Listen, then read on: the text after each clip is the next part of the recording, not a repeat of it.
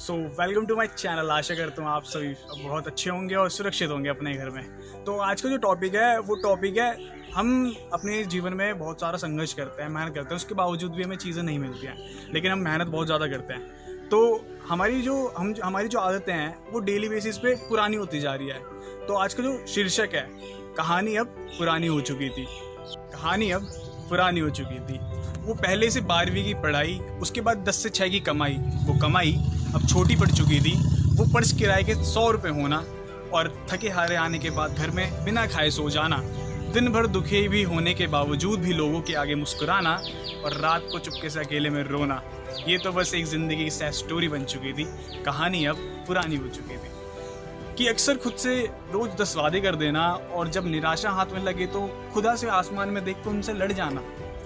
खुद से थक गया था या खुद को खो दिया था, अपने सारे टूट गए थे, ये सब होता देख मन अंदर ही अंदर रो दिया था। कुछ करके दिखाने का जुनून था, पैर फैला के बैठना अपने आप में एक गुरूर था। पर इन सबसे कुछ नहीं होने वाला है, बस ऐसे ही हाथ पर हाथ रख के कुछ नहीं मिलने वाला है। ये ज़िंदगी अब बेगानी सी हो चुकी थी, कहानी अब पुरानी हो चुकी थी।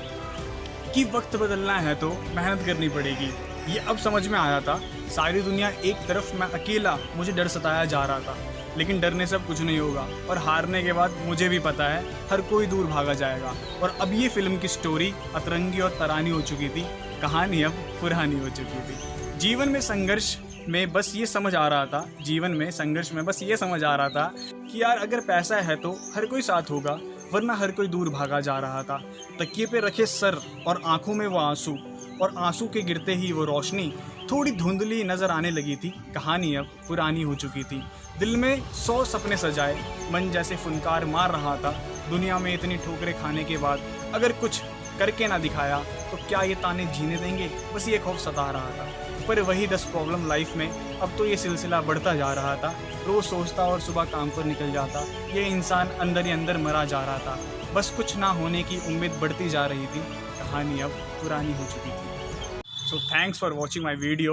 So keep calm and say Pandit Ji Ram Ram.